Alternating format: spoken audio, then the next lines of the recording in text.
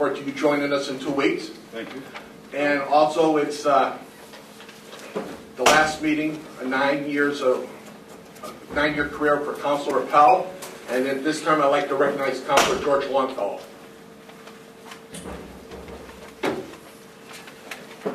Mike?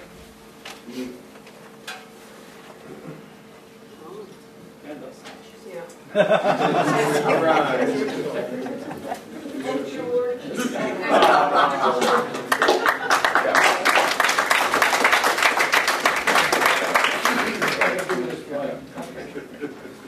My first contact with Pat was in 1988, shortly after Frank Gray joined B. Burgle and I on the Board of Selectmen. At that time, I thought her main goal in life was to make my life miserable. It was so bad that when a rumor was spread that she had a heart attack, we said, how could that happen? She doesn't have one. How things change. 12 years later, Pat nominated me to sit with her on the council. Pat has always been somewhat controversial and has upset us at times, but her main goal as a councilor was to represent the people of Hooksett in the best way possible. And I, for one, will miss her. What about the only one?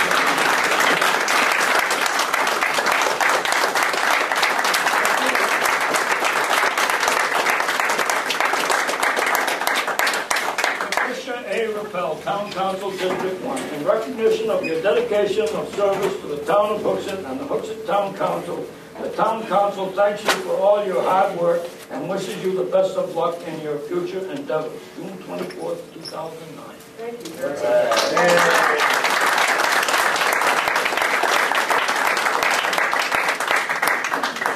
I will say one thing. Is it on? Yes. Yeah. I tried to have George impeached in 1988. I love you. Someone call me first thing in the morning. Now, along that, and first of all, any other councilors like to offer any? Just to say thank you. And I'll leave it at that. Thank you very much. Thank you. Just to also let you know, we have a special cake that's already sent by Councilor Bootman, and we'll serve that during the break, when we have our 15-minute break. You want to slice it now? Anybody? No, slice it. Okay. Would you like to slice that?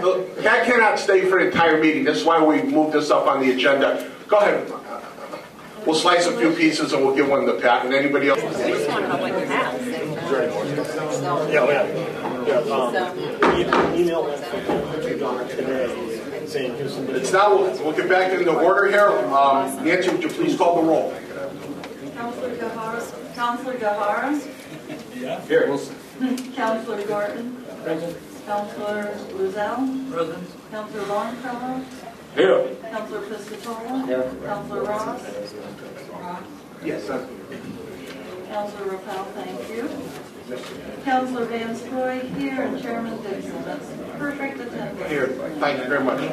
I'll now entertain a motion to approve the minutes of June 10th. No. Excuse me. Pledge allegiance. I pledge allegiance to the flag of the United States of America and to the republic for which it stands, one nation, under God, indivisible, with liberty and justice for all. I'll make a motion to accept the minutes of June 10th. Second. I'll make the motion. George made the second. Any discussion? The Mike first, then Jim. Page 5. Police Commission nominees. I believe I nominated. Can you use the mic, please? Who said that? Me. All right. On page 5, on the Police Commission nominees, I nominated Claude Carolian. Page 7. At the very bottom, it says engineering firm. You have multiple, it should be expertise, I think it was discipline. Scratch the word expertise into discipline. That you said, Paul? Yep. That's the expertise one, disciplines, Disciplines, plural. okay? Jim? On page 2, the bottom of the page, Richard Sullivan, about a little over halfway through, it says the city of Boston thought. I believe that should be taught instead of thought.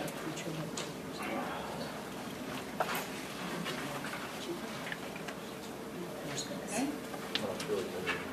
And also on page 6, under old business, bottom of the page, discussion, the second sentence says the Economic Development Committee started working on this and sought approval to change use of the facility based on the fee.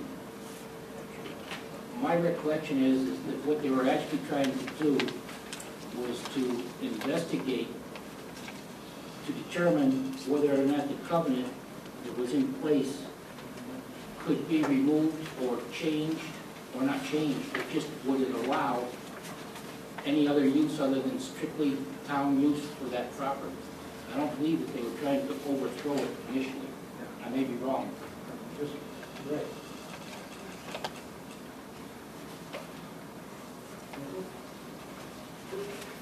I believe that was it. Okay, well, anybody on this side? Oh, no, there's one more. Go ahead, Jim, and then Nancy. Page 11, where Mr. Mydell was speaking. It looks like there's a word left out about halfway through the first paragraph. I was dismayed that the incumbent commissioner chose not to questions. I believe it should say not to answer questions. And that's all I found. Nancy? Y'all did very good. Most of the ones I had were found, but I do have page 3, R. Sullivan. I believe he started, I believe in this, and I believe it's important enough to note that he said, I refuse to blow, and that's an automatic, I refuse to blow, and that's an automatic suspension. It is everyone's right to ask for a blood test. So you're adding a sentence, it is? It is everyone's right. At least that's what I had written down. Okay. And then we got that one, we got that one. There's another one now. Oh, in the subcommittee reports on page 10, under planning board, it is not Easy Living Homes that did not satisfy. It is Jensen's, Jensen, apostrophe S, Inc. And they have asked to use Easy Living Homes instead of ADA housing. Nancy, they can't hear you at the back. Oh, I'm sorry. Under subcommittee reports, it was not Easy Living Homes that did not satisfy the 10% ADA. It was Jensen's, Inc. that did not satisfy the 10% ADA housing regulation. And they only have 10% left to build and did not want to do ADA housing, wanted to do Easy Living Homes.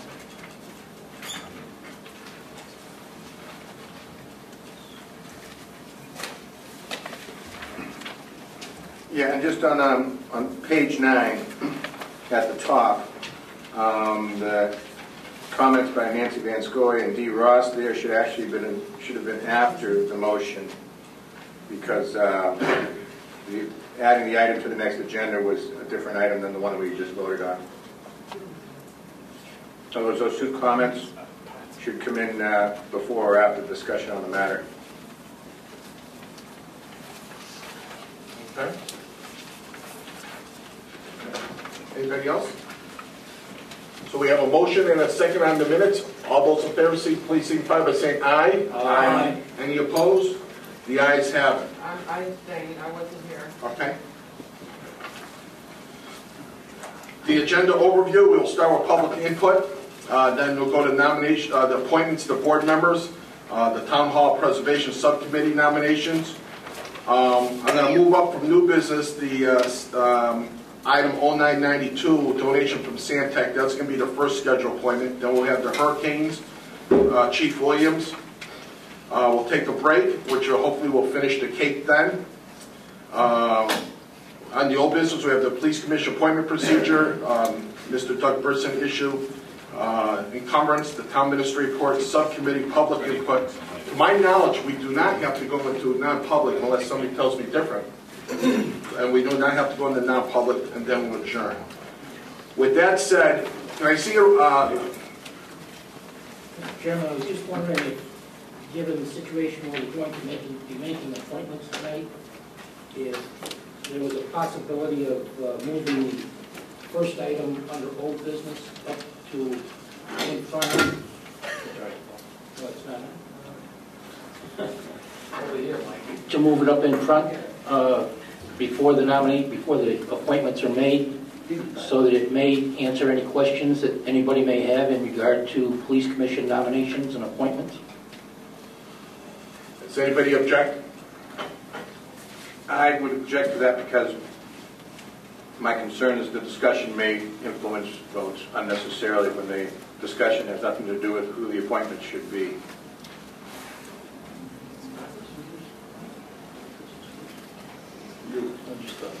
You satisfied with the council to hold it in the spot, or you I haven't received a second, so it doesn't matter. I'll second that. Okay. Okay, so you're going to make the formal motion, you'd like to move Yeah, it up? I did. Nancy seconded. Any more discussion? Vote in the affirmative would be to move it up on the agenda. Councilor Ross.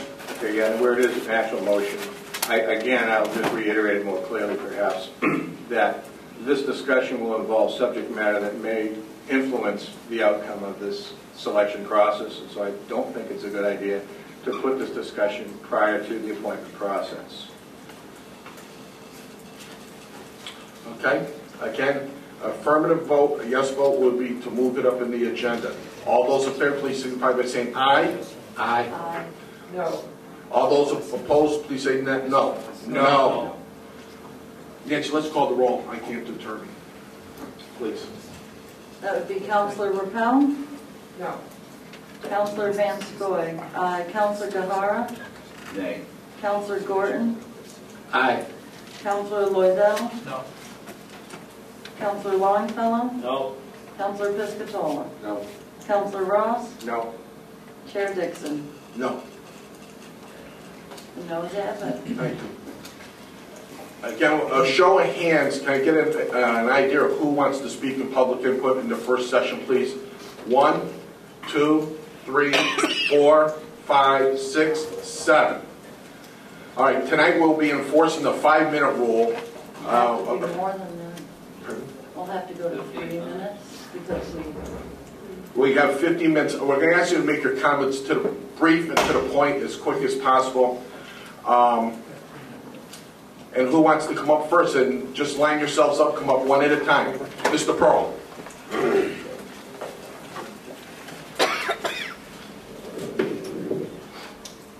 I would ask that my comments be entered into the record. I will be brief. Thank you. Good evening. David Pearl, 79 Main Street. At the June 17th Police Commission meeting, I asked the Commission, was a letter sent to the Town Council regarding Police Commission candidates discussed in non-public session? Mr. Gagnon asked the Chief, as the Commissioner seemed not to recall himself. The Chief said that it was discussed during non-public session. When I asked how it got stamped confidential, Mr. Gagnon did not know and again referred to the Chief. The Chief stated that he stamped it because it was discussed in non-public session. Mr. Gagnon took further instruction from the Chief when I asked him if whoever had released it was in error. At that same meeting, Mrs. Willett referenced a letter from 5/28/08 in which the Commissioner Muscala and Gagnon asked that Mr. Roy be reappointed to the Commission. This letter bears the initials of the Police Chief. These incidences confirmed to me the recent Sheriff's investigation report in which the Sheriff's Office concludes that the Police Commission and the Police Chief have acted as one entity. The meeting at which they would have had to discuss the candidates would have had to have been the May 19th meeting. The non-public session was entered under NHRSA 91A3 Roman numeral 2-C. That RSA reads, matters which if discussed in public would likely affect adversely the reputation of any person other than a member of the public body itself, unless such person has requested an open meeting. This exemption shall extend to any applicant or assistant for tax abatement, waiver of fee, fine, or levy, if based on inability to pay or poverty of the applicant. I think that it's clear that this RSA does not allow them to discuss and recommend the types of experience that the commission would like to see in a candidate. I also find the dates very troubling. The Police Commission meeting took place on 5/19/09. The first letter is dated 5/27/09, 8 days after the non-public meeting. The letter mentions 2 nominees that they didn't want to appoint to the commission. The second letter is dated 6/2/09, 14 days after the non-public meeting. This letter mentions one more nominee that they don't want appointed to the police commission. My conclusion is either the letters were discussed in non-public where they shouldn't have been, and then the letters were written weeks later, or that they were discussed in a non-posted non-public meeting. Again, I ask this council to do a complete audit into the Hooksett Police Department. Thank you. Come up, sir.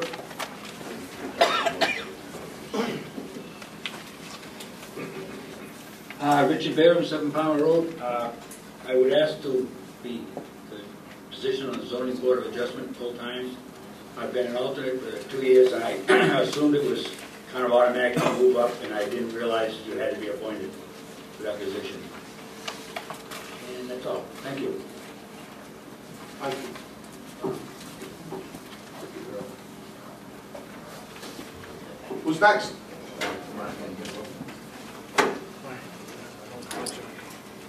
Then Mr. Cronies. Good evening. I'm Martin Canada. I just wanted to introduce myself to the council for those who may not know me. I am a nominee for an alternate on the planning board and wanted to avail myself to you all in case you have any questions as to my motivation or my goals. Thank you. Thank you. Questions? Will he come back before nominations? Because I must say that there were 2 people on the nomination list that I was going to have to recuse myself because I've never laid eyes on, have no idea who they are. So it certainly means a lot to me that he has come here tonight to do that. Martin, a good friend of yours who's a neighbor of mine wanted me to say hello, Ken Burgess. Oh, yeah, sure. He said he remembered serving with you way back when. Way back when is for sure. I have been on the planning board in the past. Okay, very good. You do have 11 years there, so Thank you. I appreciate any So why do you want to consideration. do it again? I have an acquaintance known as Mike Sorrell who's been very supportive and says that to me there is an element that I perhaps could fill on the planning board should I consider to be nominated. And I don't know what that is, that's up to him, but I figured I'd explore the possibility should it prevail. Here I am. Go ahead. Martin and I go way back when he was at the Courier. He's a wonderful, wonderful artist, and he was moving to Hooksett then, and I asked him to get involved. What, you said that was 11 years ago? It was about Wow. And thank God we're still alive. But he's done a wonderful job on the planning board. Thank you, Martin. You're welcome. Thank you.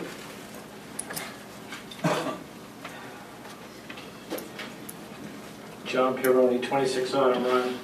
Good evening, and I hadn't planned to speak, but once again, from an article in the paper, I just felt I couldn't hold off. To me, there's obviously problems down at Legends Drive in the police department and the police council. But you don't have to take my word for it, or any of the other people who have spoken here, or what you read in the paper. I think you yourselves have seen with your own eyes some of the problems. You were at the deliberative session and saw some of the activities of the police commission at that meeting. You've seen the budget and the extraordinary expenditures down there on legal fees. And you've seen the letters that you received from the police commission. That, first of all, they were stamped confidential. Why were they confidential? I don't know, should they? But if they were confidential communication from the police commission to the council, why was the chief stamping it? Why was he aware of this? If the citizens don't know about these items, why was the police chief? He's not a member of the police commission. So it can't be a private communication between them and you and be confidential if he stamped it. Next, the content of the documents. This one here from Mr. Stephen LaRue, who, because he had some previous law enforcement experience, it could not only be not helpful, but it could be potentially harmful to the organization. What was that police experience? They didn't mention that. It was 26 years ago. He was a part-time policeman in Norwood. That was 26 years ago. But that's going to be harmful to the police commission? Why wouldn't someone who had at least some exposure to police work be of benefit? But something 26 years ago, it's harmful. Another one, they say that you need business experience. Why? They're not running a business down there by the letter in the paper. It's a paramilitary organization. Again, why wouldn't you want someone? Businesses aren't paramilitary organizations. And again, the human resources issue, why, if they're good at human resources, business people, why are they having such high expenses? And Clark Carolian, they never mentioned the fact that he has business experience. They only just didn't want anybody with any police experience background. And finally, you have not seen a letter written to you about another candidate who had a recent incident with the police in which it caused him to have a loss of his license. Now, I'm not here to talk about whether that disqualifies somebody, but certainly it's an issue. And Step 5 says that they're supposed to speak about issues. But they didn't discuss something that happened a year ago, yet somebody's experience 26 years ago as a policeman disqualifies them. There's something not right. Basically, they're telling you who they want. And this candidate, by his own admission, was recruited. He's the hand-picked candidate. And there's something not right there. This council, if they select the chosen candidate of the police commission and the police chief, you take ownership of everything that has happened recently, is happening, and will happen in the near future. So I ask you to take this into account, the things that you have seen, and bring a fresh breath of air to the police commission and to the police department. Thank you.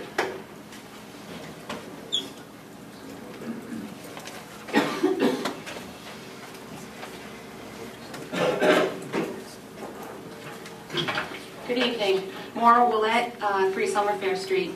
As most of you know, I have been very concerned with the current operations within the Hooksett Police Department.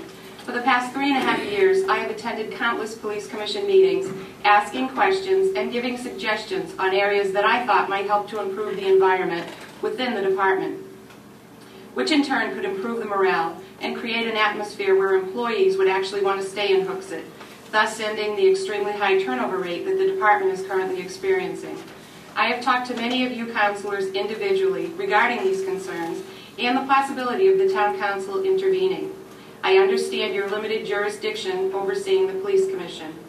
Tonight is the time that you can make a difference. One of the nominees tonight has a blemish on his driving record that I believe, if he were appointed to the police commission, would cause far more controversy given the similarities between his case and that of a Hooksett police officer who was recently fired by the police commission for the very same thing. Both were arrested for DWI in 2008. Both were found not guilty. The police officer did not lose his driving privileges, while this police commission nominee did lose his driving privileges for 6 months for refusing to blow into a breathalyzer. The Hooksett police officers, the Hooksett Police Commission, and the town of Hooksett does not need any more controversy. What we do need is for you to appoint a person of integrity, where the focus can be on fixing the problems at hand, not adding to the problems. I urge you to appoint a person with impeccable credentials and allow all of us to move forward. Thank you. Mr. Sullivan? Good evening. Robert Sullivan, 8 Burbank Way. I'm here as a citizen looking to stand for the planning board as a voting member, a full member. I haven't had the opportunity to talk to this council prior to this, but I'm of course here to answer questions. My background is I'm an engineer by trade. I have 6 years experience on the planning board in Hooksett. I have a lot of concerns about Hooksett's growth. We want to be part of the future of Hooksett. So here I am asking for that position. Thank you. Councilors, any questions for Mr. Sullivan? How long have you been on the planning board? I believe it was 6 years. It might be a little shorter. My memory will correct. Couple of years as an alternate and then as a full member. Have you ever served as chair? I have not approached the chair before. In the past, what I look to do is I'm fairly good at going through an applicant's, his pitch, and I find that to be where I'm good on the board. At the time, Dick Marshall was sitting as chair and was able to keep us all in one direction, because we did go off into different directions. But I'm a big believer in making sure that an applicant has dotted the I's and crossed the T's and can answer the questions that need to be answered for Hooksett. Councilor Ross. Yes, if it should turn out, would you be, because you were also nominated as an alternate member as well because of the potential of changing positions on a couple of these commissions actually, and would you be opposed to that nomination and serving as an alternate should you not be appointed as a full member? Yeah, I want to be a full member. I didn't like the alternate position I had for the first 2 years. Mainly because you just don't have the control that you do have as a full member. You're able to, influence something dramatic. The specific thing in mind in my case was the rezoning of Route 3, Hooksett Road into the performance zone. There's a lot of fingerprints that I've left on that in my mind. And as a voting member, that was something that I was able to push some of the things that I wanted that I thought was very important. The most important thing that I was concerned about is, as you know, Hooksett Road is going back to what it was 3 or 4 years ago, and that was congested. And I'm a big believer in working with an applicant to try to secure the lane that we constantly need to think about to go and double barrel the road from 93 on. Now, obviously, that's a long-term item that we're going to have to look at for quite a few years. But with the cost of a bypass approaching something that's inconceivable to me, I want to continue to push for that particular aspect. Okay, so then am I to understand that you would turn down the position as an alternate? Yes, I would. I was the council representative for the planning board several years, and I served with Bob, and he was up for nomination last year and didn't make it, and I've asked him to come back. With his background, he's a very intelligent young man and asks a lot of questions and gets very involved. So I would like to encourage putting him back on the board. Anything else? Thank you. Thank you. Thank you.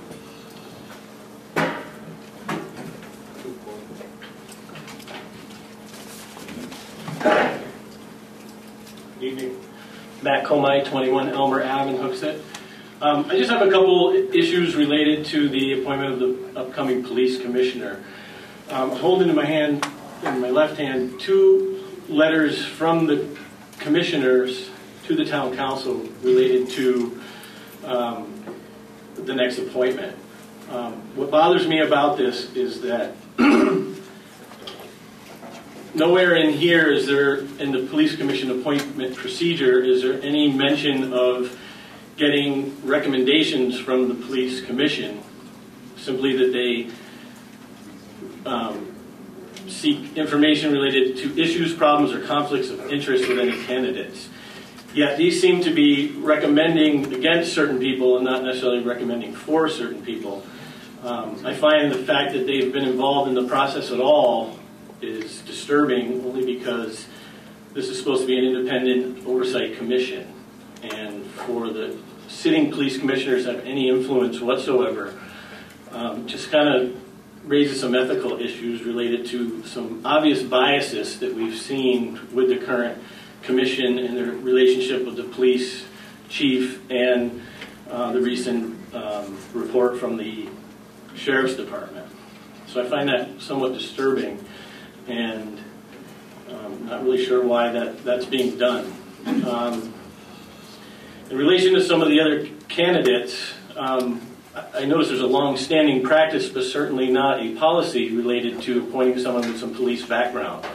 Based on the fact that there's been some significant issues related to personnel issues at the police department, I think that with a body of 3 people, that having one of those 3 having some familiarity with how a paramilitary organization is operated, as long as they've not worked for the sitting commissioner or the police department, that their knowledge of that would be very beneficial to the council as far as knowing how the police chief, the employees, or the command staff is running the operation down there. And it would lend some serious weight to some of the issues that have been brought up most recently. I think there's some very qualified people that have been overlooked, and nowhere in here is there any mention of Mrs. McHugh, who is also one of the nominees, and knowing her long-standing reputation and integrity and service to the town, I'd like to see some consideration given to her nomination. Moving forward, based on a lot of the issues that have been going on, it really is important that the town council takes some stock in moving forward with a level of integrity and oversight that is unbiased. And we haven't seen that. It has been very apparent from the media, from videos that I've seen of the actual meetings, that there are some significant biases.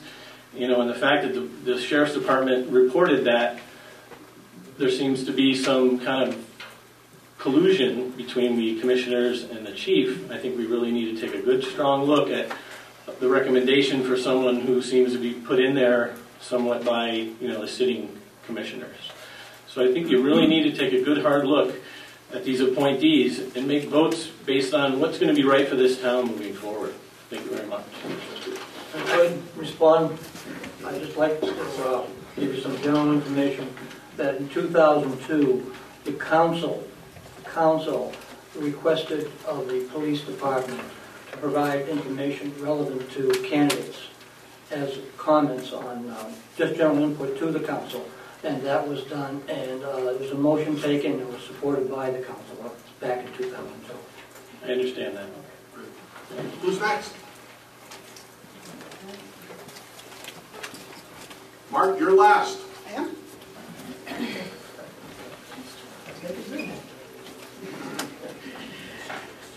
Good evening, everybody, town councilors and attendant citizens. Mark Neville, 42 Main Street. I also want to address another aspect of that confidential letter that Councilor Picciotola had mentioned at the last meeting, and I want to, highlight a few phrases in there and put my input into it as well. Firstly, I'm wondering why the commission is allowed input at all in this decision. This is a decision that affects the commission itself. Doesn't the council have faith in their own abilities to make this decision themselves without doing their own research, without asking for other input from a committee that is directly involved in it? I strongly suggest that you eliminate step 5 of the process and rescind that 2002 rule that you just stated. Regarding the practice of appointing non-police persons, what makes it a practice? And practices can be reversed. Why does this practice have to suddenly become a tradition? Practices can be reversed, like I said. Slavery was a practice. Prohibition was a practice. Interning Japanese Americans during World War II was a practice. Those were all reversed. Practices do not make traditions, and wrong practices should not be continued. The council did not solicit the commission's opinion about these candidates. They solicited their concerns. So that the commission should not have directed the council on who they should appoint. They should have addressed the concerns of any candidates that they should not be appointed based on any research that they had. And as one of these other speakers said, the only candidate who had a blemish on his record was not involved in any writing of the letters to mention his name. Also in this letter, it states that the police commission has powers mostly for finances. Well, if you look at what the police commission actions have over the years, most of their actions are dealing with non-public personnel issues.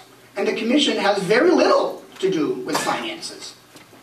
They address the finances of the budget committee at a certain period of time of the year. The chief brings up those proposals for the budget committee to look at. So a brief period of time over the year, the commission addresses these issues. In fact, having done some research, more time is spent by the police commission in non-public session than it does in public session. More time spent in non-public session than in public session. How can a variety of commission positions be harmful, as the letter states? I would think we would need a wider selection of society in the commission than just business people. And I would also note that the suggestion for business people, to my knowledge, the only candidate with business acumen is Mr. Sullivan.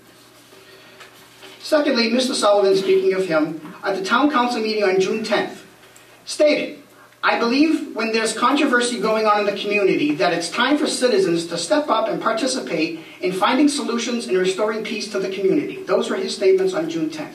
I wholly agree with Mr. Richard Sullivan's statement, and that is why I sit here before you to step up and address the controversies as a Hooksett citizen to make what's right happen. As a result, I strongly urge all councillors not to appoint Mr. Richard Sullivan as the next police commissioner. With several other nominees with impeccable integrity, to appoint Mr. Richard Sullivan with a blemish on his driving record and his nonchalant and cavalier reasoning about it, and by knowing and using the implied consent law as late as only last year, brings with it the potential for serious biases. Sullivan has also demonstrated his association with the chief in his previous statements and actions. That is not the type of person who should be sitting on the commission. There will be continued controversy and diminishing public trust with the public police department and the commission if Mr. Richard Sullivan is appointed. Any other nominated candidate would be preferable to Mr. Richard Sullivan. His previous statements indicate his already established associations. I refer back to the last commission meeting where he said that he knew that the police chief already testified at the sheriff's investigation. And I asked that question in public input. How would he know that, since it was confidential and perhaps addressed in non-public? How would he know that if he did not have an association with the chief already? The chief told him. That's why. On May 27, 2009 town council meeting for public input, there's another quote by Mr. Richard Sullivan, which I regard as an apologist gesture for the commission. First he said, is Mr. Pearl appearing as a budget committee member or a citizen for this evening? As if that mattered. He is a Hooksett citizen. There seems to be a reasonable explanation, he continues on. There seems to be a reasonable explanation about the lawyer being elsewhere in the room. I just get puzzled by the fact that these seem to go on and on and on. There is an investigation going on. Perhaps we should stood back and wait for the results.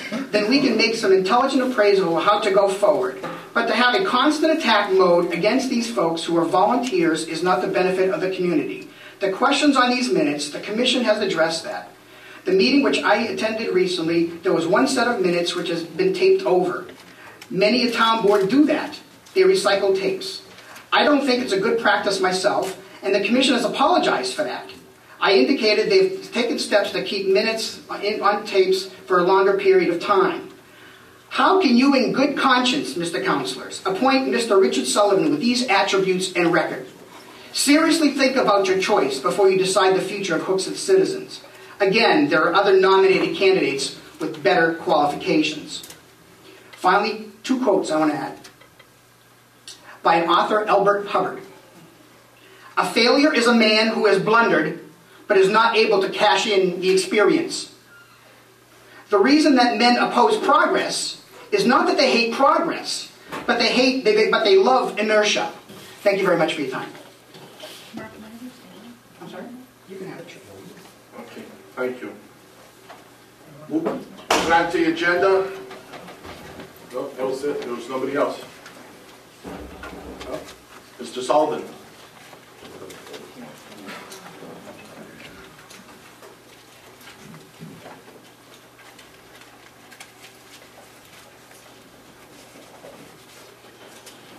Good evening, folks. Dick Sullivan, Morgan Drive. I'd like to thank Mr. Myville for the ringing endorsement that he's given me this evening.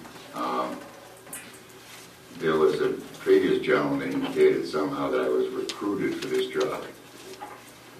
I was. I had some private citizens come to me and indicate they thought that I could do a good job for the town in this position.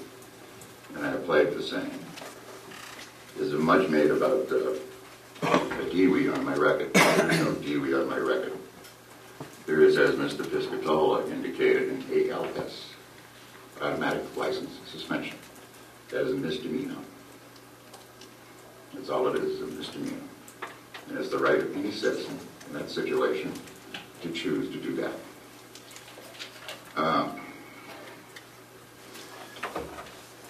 There's been a lot of discussion back and forth about my relationship with the chief and my relationship with the other commissioners.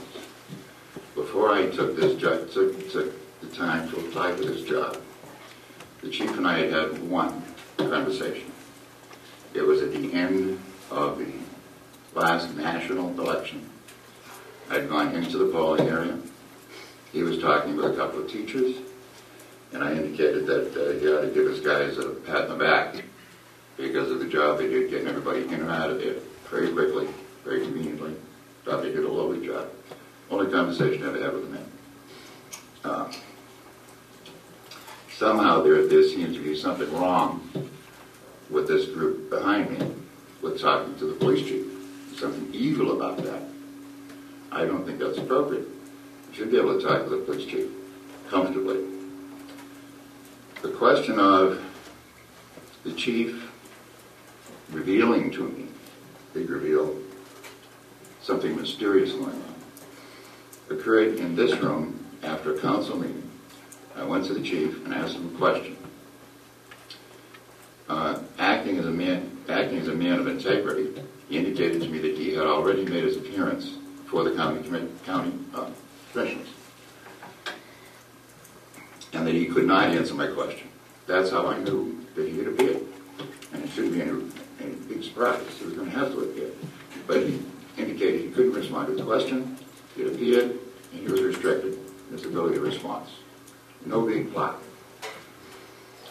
The other two gentlemen on the commission, I also never met prior to this time. I've come to see what they do for the community in the past and presently. And they're not evil people. They're a couple of pretty decent guys, and I'm trying to do the best they can for the town. And that's about all I have to say about that, except for one thing. When I sent my letter in, I indicated I had no specific agenda. I'll reiterate that. No specific agenda. I'm going to gather all the information I possibly can to do the best job I can for this town and the police department. And there's folks that have thrown a lot of phrases around this evening. There's one that most of us use at one time or another, and that is my country, right or wrong. That's only part of the phrase. The rest of it is my country, right or wrong. When right to be kept right, when wrong to be put right. I'd hope to follow that when I'm working on this commission. That when something is right, keep that way. When it's wrong, fix it. Thanks for your attention. Okay, councilors, moving on with the agenda. Please take out we're going to follow the list right down. We have an echo everywhere tonight. Okay. No, it's Mike's going to shut up. Start right from the Since these are not procedural matters, we'll take a roll call on all the appointments tonight. Is everybody ready? Got the page. We're going to start right with conservation. No, we can't. That was the problem we had last year. We already have the nominees. Now the council's me asked to support that nominee. So it's an up or down. So you're going to make a motion to move this late now? Well, the individual. Go ahead. Yeah, no, I think that what she's asking is not being understood clearly. In other words, if there are two full members that need to be filled, for instance. No? Yes. Counselor Van Scoy, I must recuse myself, I do not know him. Counselor Gahara? Aye. Counselor Gorton? Aye. Counselor Loizell? Aye. Counselor Longfellow? Aye. Counselor Piscatola? Yes. Chairman Dixon? Aye. That's 8. 8-0. Recused. Yes, abstain, I'm sorry. Moving on to the Heritage Commission. All those who support the appointment of Kathleen Northrup to a 3-year term on the Heritage Commission. Counselor Piscatola? Yes. Counselor Ross? Yes. Counselor Rappel? Yes. Counselor Van Scoy? Aye. Counselor Gahara? Aye. Counselor Gorton? Aye. Counselor Loizell? Aye. Counselor Longfellow? Aye. Chairman Dixon? Aye. And Mr. Chairman, so just to clarify, so we still do have a vacant position on the Heritage Commission, correct? Yes, sir. Okay. Park and Recreation Advisory Board, we have 3 nominees, 2 slots. As your name is called, please give the secretary 2 names.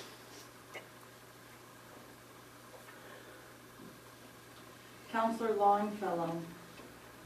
Jim Maloney. If you get two. You want to? Definitely need 2 names. And Corey Wilson. Counselor Piscatola? Jim Maloney, Corey Wilson. Counselor Ross? Jim Maloney, Corey Wilson. Counselor Rappel? Corey Wilson, Marjorie Lennon. Counselor Van Scoy? Marjorie Lennon and Corey Wilson. Counselor Gahara? Corey Wilson and Marjorie Lennon. Counselor Gorton? Corey Wilson and Marjorie Lennon. Counselor Loizell? Jim Maloney and Corey Wilson. And Chairman Dixon? Corey Wilson and Marjorie Lennon. 4. So that's 4 for Jim?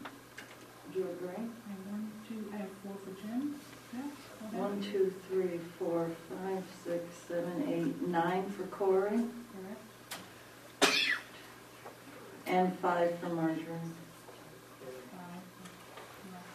5. Okay. Marjorie and Corey have been appointed to the Park and Rec Advisory Board. Alternate members. Stu Worksman, a term expiring a year from now, June 2010. Those that support the appointment, Stu Worksman.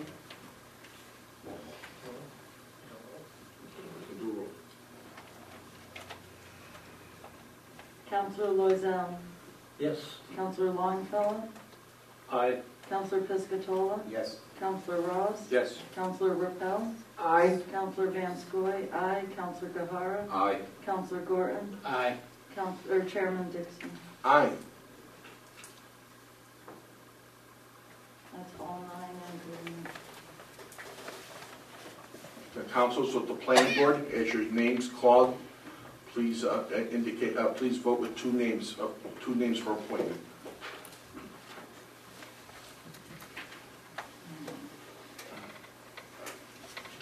Counselor Gorton? Robert Duhame and Robert Sullivan. Counselor Loizell? Richard Marshall and Robert Sullivan. Counselor Longfellow? Robert Sullivan, Richard Marshall. Counselor Piscatola? Mr. Duhame and Mr. Sullivan. Counselor Ross? Robert Duham and Richard Marshall. Counselor Rappel, Robert Duhame and Robert Sullivan. Counselor Van Scoy, Robert Duhame, and Richard Marshall. Counselor Gahara, Robert Sullivan, Richard Marshall. and Chairman Dixon. Robert Sullivan, Richard Marshall.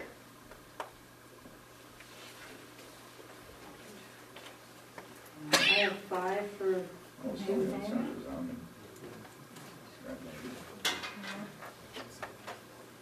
One, two.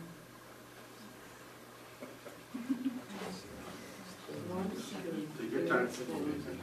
6. I have 7. 7, yeah. Sullivan.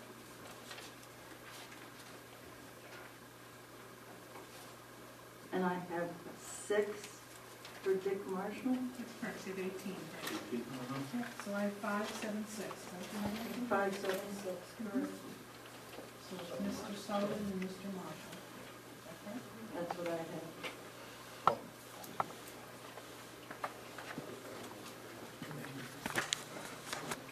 Now, we have now that Mr. Sullivan got appointed, we're going to need, we'll have to bypass the alternate member expiring 2012. 2011, excuse me, alternate member expiring 2011, and we'll take new nominees and we'll do appointments at the next meeting. Alternate member for expiring June of 2012, vote for 1. Just vote for 1.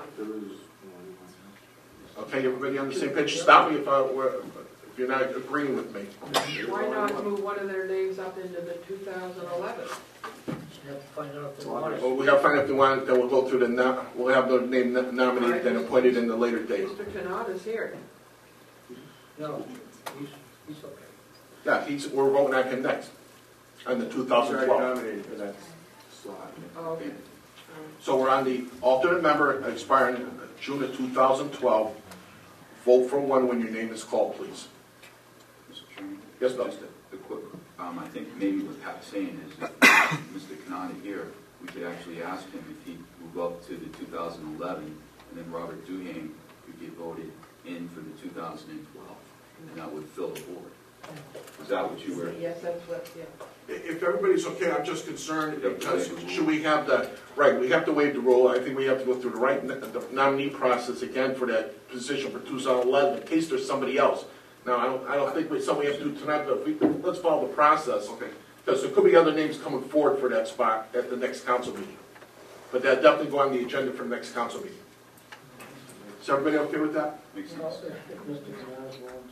Yeah, let us know, and we'll get that, that'll be part of the next I think agenda. he's not appointed. But he's already- Yeah, we gotta go now, he might even be on the 2012. So we're on alternate member expiring June 2012. When your name's called, in 1 name, please.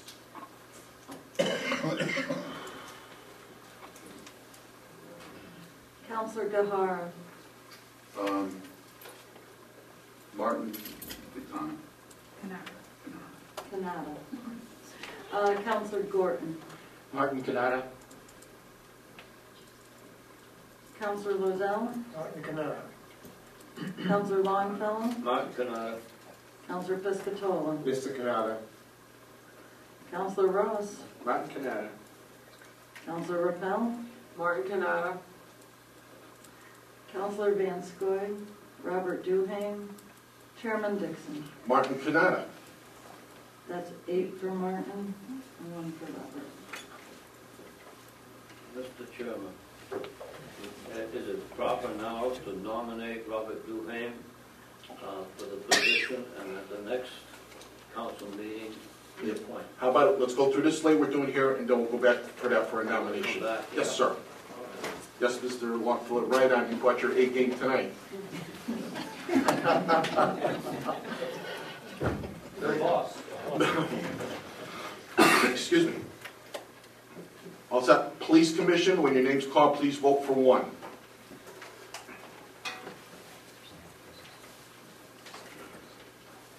Counselor Van Scoy, Clark Corlolian, Counselor Gahara, Joanne McHugh. Counselor Gorton, Richard Sullivan. Counselor Lozelle, Joanne McHugh. Counselor Longfellow. Joanne McHugh. Counselor Piscatola. Joanne McHugh. Counselor Ross. Joanne McHugh.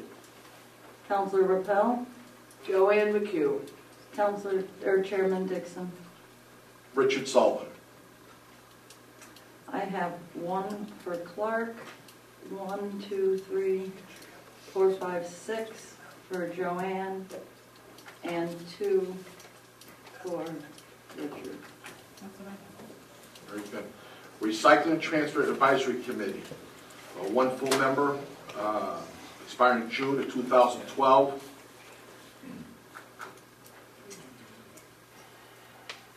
So a vote is an agreement. Yes, for yep, from Mr. Merrill Johnson. Johnson. Yep. Counselor Rappel? Merrill Johnson? Yes. Counselor Van Scoy? Aye. Counselor Gahara? Aye. Counselor Gorton? Aye. Counselor Loizell? Aye. Counselor Longfellow? Aye. Counselor Piscatola? Aye. Counselor Ross? Yes. Chairman Dixon? Aye. It's 9 in favor. Okay. The alternate, can the council support the alternate member, Richard Byram, expiring June of 2012? Counselor Ross? Aye. Counselor Rappel? Aye. Counselor Van Scoy? Aye. Counselor Gahara? Aye. Counselor Gorton? Aye. Counselor Loizell? Aye. Counselor Longfellow? Aye. Counselor Piscatola? Aye. Chairman Dixon? Aye.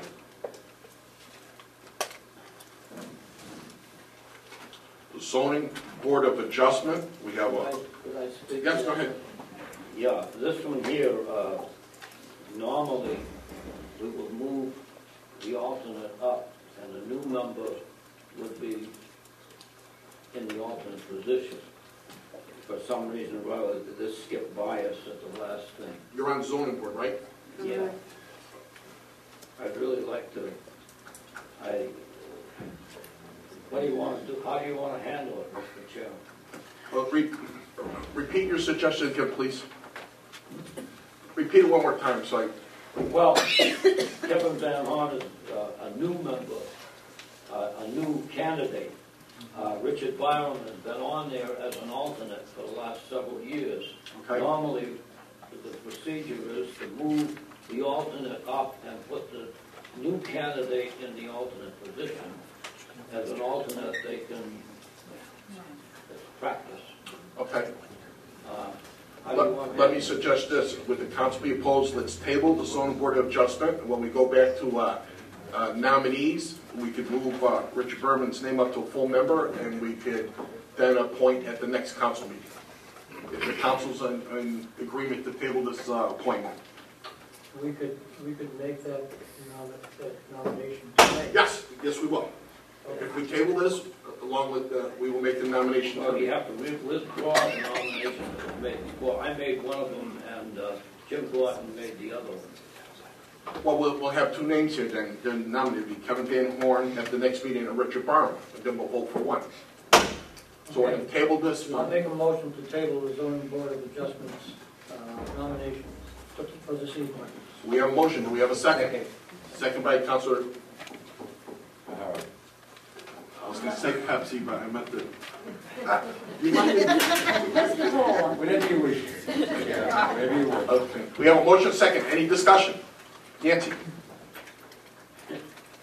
I believe the proper way to deal with this would be to actually take the vote and see if people want to put Kevin Van Horn as a full member, and they could always vote against. And then we could do renominations. So when we deal with the first motion we have on the table, we have a motion and a second. So any more discussion? Councilor Ross? Yes, I agree with the motion. I think it's wise. But also I think we do need to contact both of these candidates to see if both would be willing to be nominated for both slots, so that we can fill both of these slots. Again, as we ran into with the planning board issue. He may not want to be an alternate. Okay. So if we don't finish the business next meeting, we might just wait another couple weeks. In other words, these people should be contacted to see if they'll accept this nomination, but we should, I'd agree to be nominated. Okay, very good. I will just add that Richard Byram did come before us and say that he would like to be appointed as a full member, so. I would And not we must have consider- Kevin Van Horn's letter, because he got nominated, so I think sometimes. All right, we have the motion and a second to table the zoning board of adjustment. All those in favor signify by saying aye, please. Aye. Any opposed? The ayes have it. Nominations.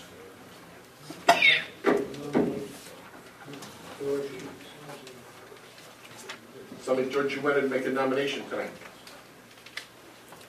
Going back to Robert Duhane. Yes. Yeah, I'd like to nominate Robert Duhane for the alternate member of planning board, expired 6/2011. I'll second that. No, Senator, just a Oh, that's- yeah. just nomination. Okay, that'll be on the agenda in 2 weeks. Any other nominations tonight? Kevin Van Horn, if you'll accept it, to alternate member for the zoning board of adjustment. Expires 6/2012. And somebody else. Jim? I'd like to nominate Richard Barham to full member, expiring 6/2012, to the ZBA. Okay, any more nominations tonight?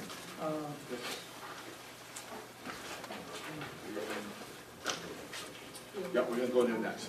That's next time, we're gonna go to town hall next, okay? Okay. We're going there, it's on the agenda, that's next time. Moving on, we're on the agenda, item 0987, the Town Hall Preservation Subcommittee nominations. Who would like to be recognized? Councilor Ross. I would like to nominate Kathy Northrup. Okay. Second? Don't the nomination. Oh, just nomination. Nancy. I would like to nominate Councilor David Ross. Very good. Bill? Oh, okay, Bill? I nominate Russ Pelletier. Nancy Van Scoy. And Nancy Van Scoy, so there was 4 right there. You with us, Leanne? Got all 4? Bill did Russell Pelletier. Oh, Russ. And Nancy was nominated by who? Paul. Paul.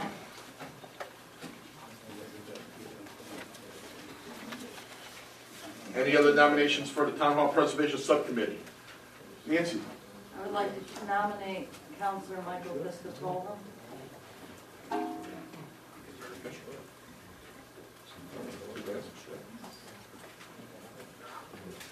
Yes, I would like to nominate Stu Worksman, if he will accept the position.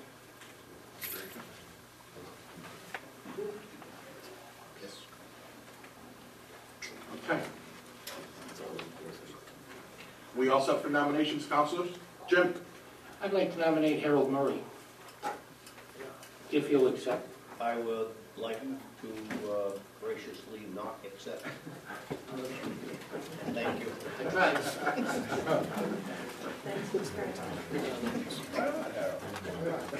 Okay. Yep. Yep. And also, councilors, we need nominations tonight for the Facility Advisories Committee. Nominate Mike Reed.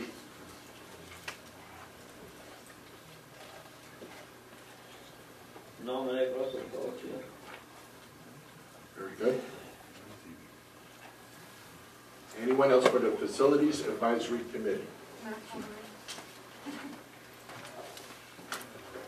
Okay. See, then, are we all set, councils, with?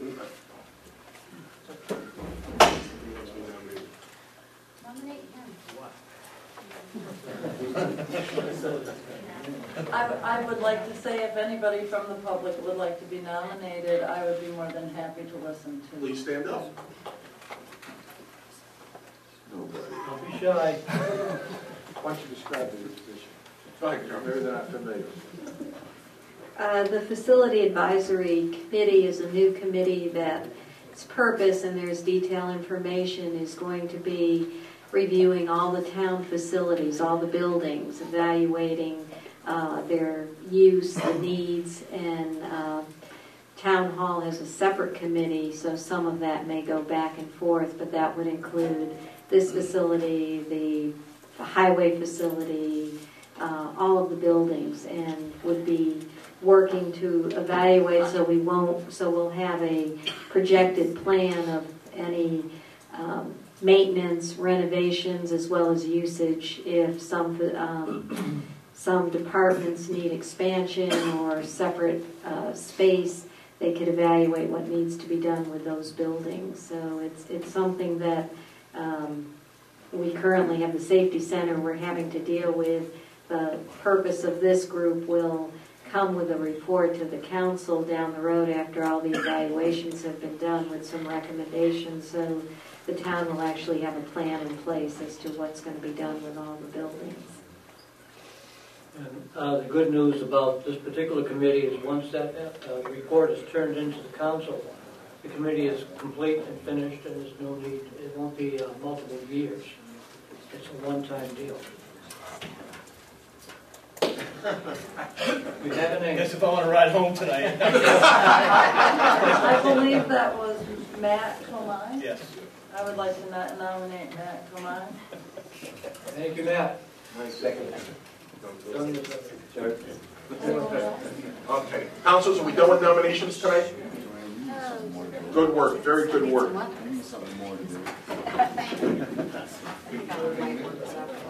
Yeah. Break.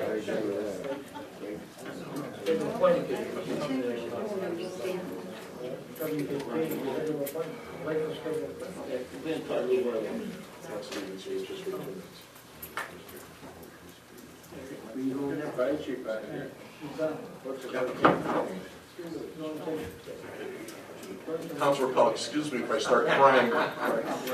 Please don't, I'm happy. Cheers, Lee, go. I meet you over at Applebee's. Keep my Manhattan cold. Thank you. Good night. Take care. And thank you for that dollar. I still have it. Yes, yes, yes. Good night, all.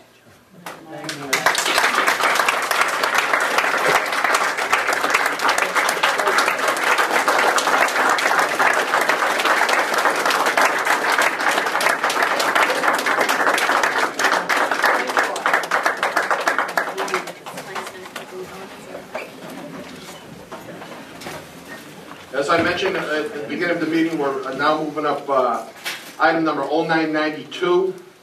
I'll turn the time over to the town administrator. Thank you, Mr. Chairman. As you know, we've had the pleasure of, in the past, being able to accept donations from a variety of organizations, and we actually have an RSA that tells us what we need to do to accept donations. And I'm pleased to present to you a proposal to accept funds.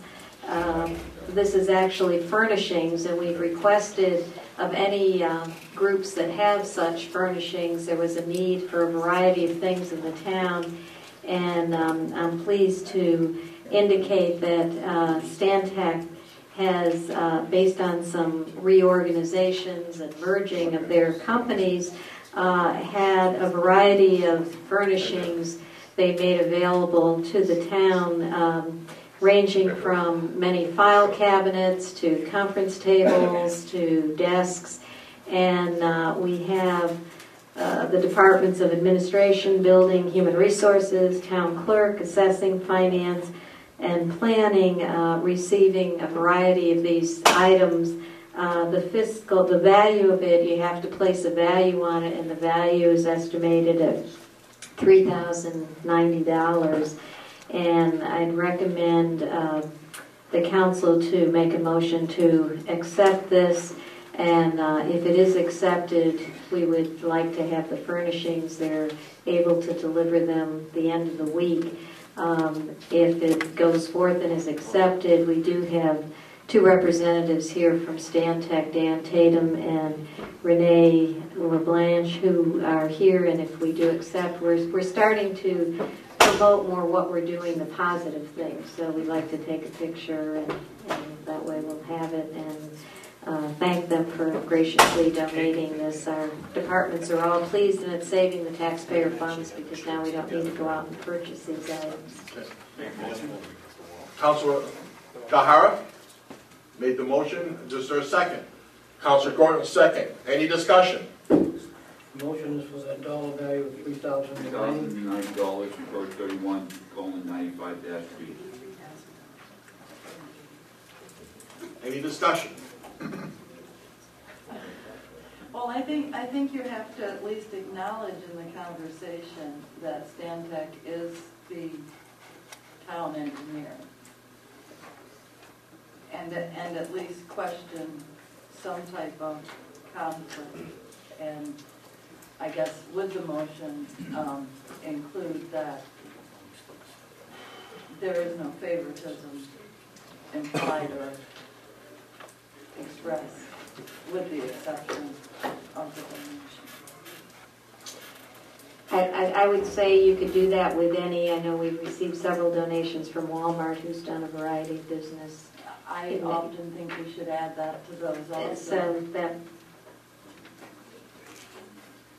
this one just seems to be a little closer since we do have, well, and it's not with the town council, it is with the planning board, but, you know, perception means a lot, and so I just would like to, I guess, reflect that. Yeah, in the minutes, it And definitely say in the that minutes. nothing is implied.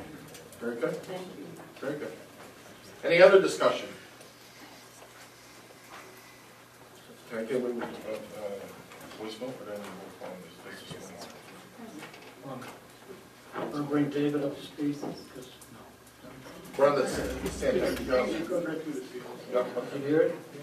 Okay. yeah, I think you'd take a roll call. Okay, we'll take a roll call on this one. Acceptance of the donation from Stantec. Sorry.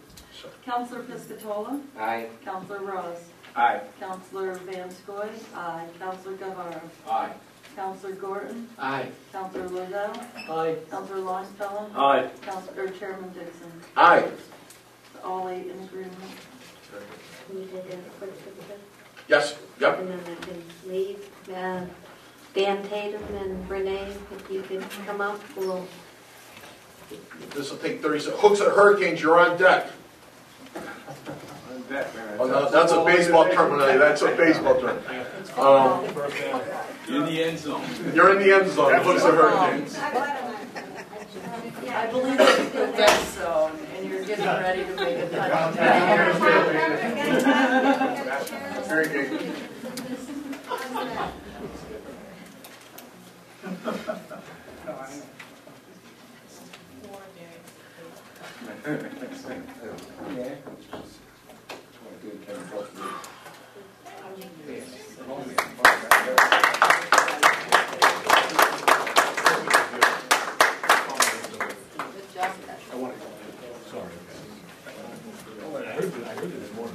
You can't have another piece of cake.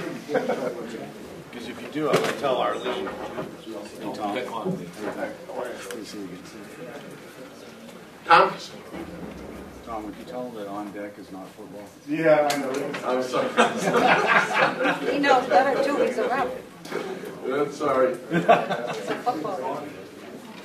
It should be actually. Somebody set it up. Yeah. Tom DeVos, 6 Spruce Court, representing the Hooks and Hurricanes. I believe that Evelyn provided each of you with a packet, I hope, for the Hooks and Hurricanes Jamboree. This will be our 5th annual. We skipped a year. And the objective is to do this on August 22nd. We have pulled the permits through Parks and Rec, had conversations with the police and fire to make sure that everybody's in line there. And we will continue to do what we did last year, which I believe, if you ask Dale, he'll probably say that we ran it pretty smooth. We rent the Sigma parking lot. We pay a hefty sum for that, but it's worth it. We run buses back and forth so that people won't park on Main Street and other places. And it's just a day of fun for the kids. So if you'd like to ask anything about the day, the events, the schedule, I'm happy to answer those questions. Yes. There's a reduction of teams to 50. How big was it last time? Last year it was 42 teams. This year, right now, we have 42 teams as well. It may go to 50. We could easily do 50. We had actually some dead time last year, which we didn't expect. Any other councilors? I'll open up. Dale and Police Chief, any comments or? No problem.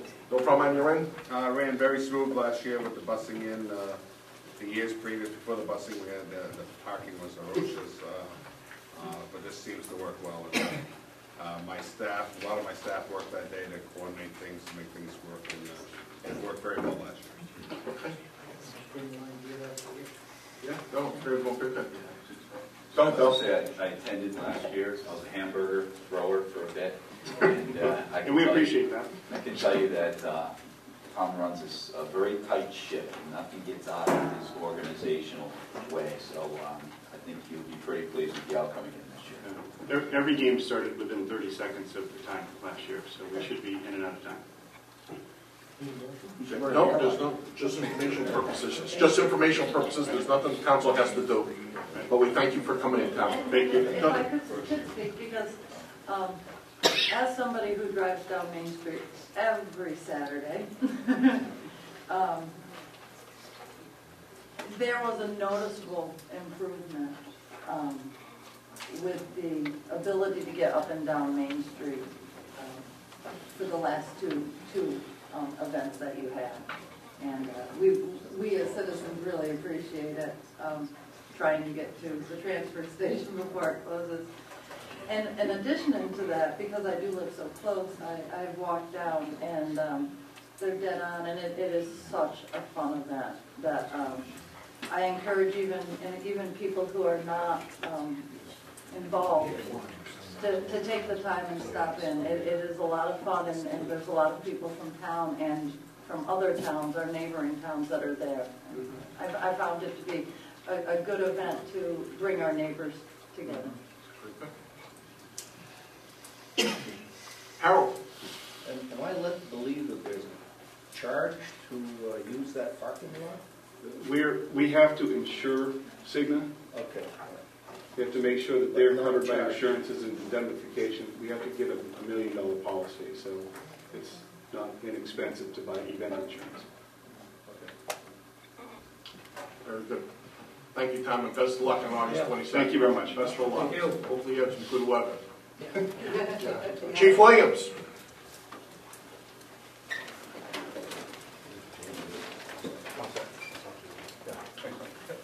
Thank you.